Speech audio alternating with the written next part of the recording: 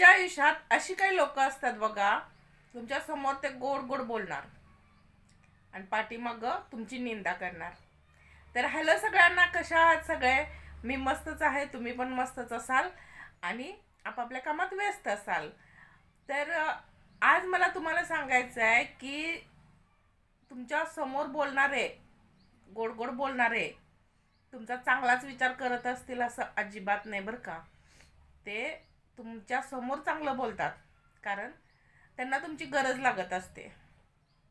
पण तुमची पाठ फिरली की सापासारखं ते दंश मारतात आणि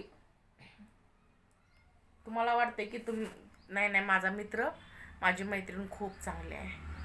चांगुलपणाचा त्यांच्या तोंडावरती भुरका असतो. एखादी गरज त्यांची तुम्ही नाही म्हणा, बघा मग कसे ते स्वतःचे रंग दाखवतात. रोज फोन येणारे महिनोन महिने फोन करायचे बंद होतात जर तुमची गरज नसेल तर. आणि तुमची गरज असेल तर दिवसातनं 3-4 तर फोन येणार. लय तुम्हाला तुम्हाला तुमच्याबद्दल आपुलकी जिव्हाळा असल्यासारखं दाखवणार. सगळेच नात्यात असं आहे. असं नाही की रक्ताची नाती चांगली आहेत. एखाद वेळेस मानलेली नाती, जोडलेली लोक चांगली. आजच्या कलियुगात तीच लोक साथ देतात आणि आपली लोक मोका बघून धोका देतात. सगळ्याला आपल्याला वाटावं की नाही नाही, माझा विचार करत्या माझी बहीण, माझा भाऊ, आणि आपण आतल्या गाठीचे असतात. वरती दाखवायचं तुम्हाला की नाही नाही, मी तुझा खूप विचार करतोय. अशी माणसं ओळखायला शिका. ओळखायची कशी तर खूप सोपं आहे. तुम्हाला एखादी गरज लागली तर त्यांना मागा. लागली नसेल गरज तरी बघायचं आपल्याला ना कोण कसं आहे ते. त्याच्यासाठी त्यांना म्हणायचं अशी अशी मला गरज आहे, बघा काय म्हणतात. त्यांच्याकडून तुम्हाला नकार येणार. आणि खरंच जर म्हणजे तुमचा विचार करत असतील, खरंच ते जर चांगले असतील तर काही करून तुमच्या वेळेला उपयोगी पडणार. आणि कधी कधी असं पण करून बघा, तुम्ही नेहमी त्यांच्या गरजेला पडताय माहित आहे, पण एखाद वेळेस असं करा, त्यांच्या गरजेला पडू नका. नकार द्या कुठल्या पण गोष्टीचा. त्यांच्याबरोबर कुठं जायचं असेल, पैसे पाहिजे असतील किंवा एखादी वस्तू पाहिजे असेल, कोणत्याही गोष्टीचा फक्त तात्पुरतं, तुमच्या मनात नसते पण तात्पुरतं नकार देऊन बघा. त्यावेळी ते तुम्हाला कळेल की तुमचा मित्र खरंच तुमचा आहे का.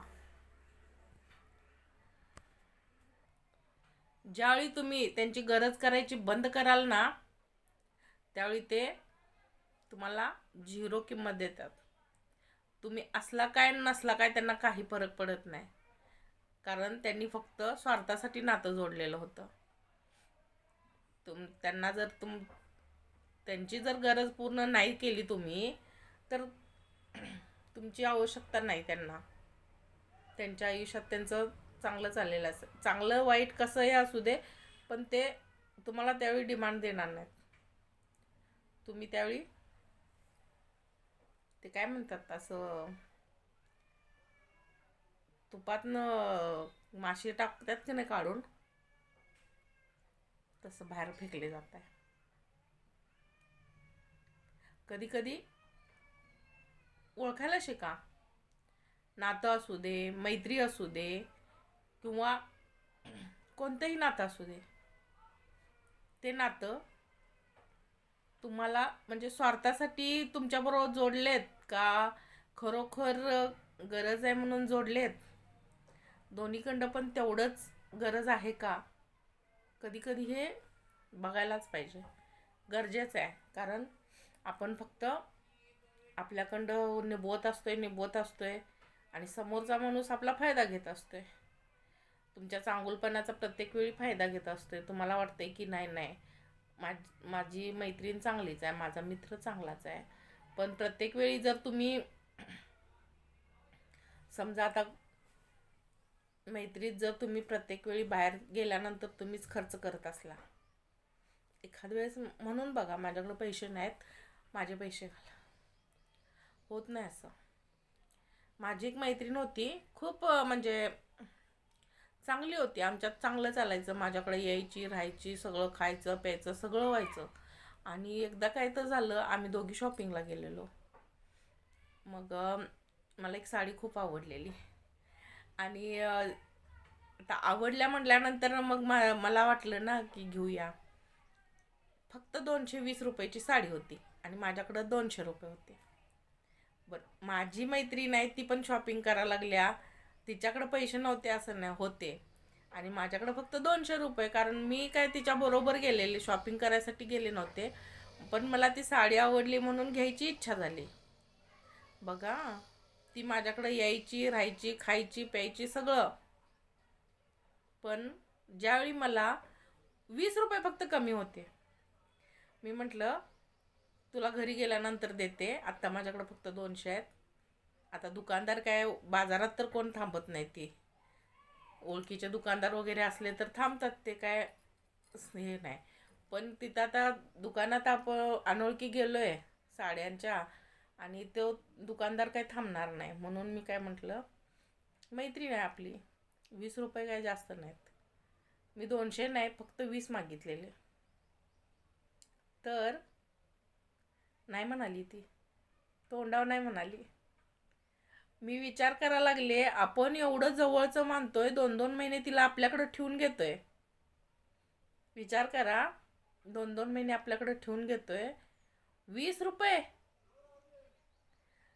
मी तर म्हणजे तिच्यासाठी मी असं, तिनं मागितले असते तर 20 रुपये देऊ दे नाही तर राहू दे असं समजून दिले असते. फक्त 20ची बाब होती, फार मोठी रक्कम नव्हती.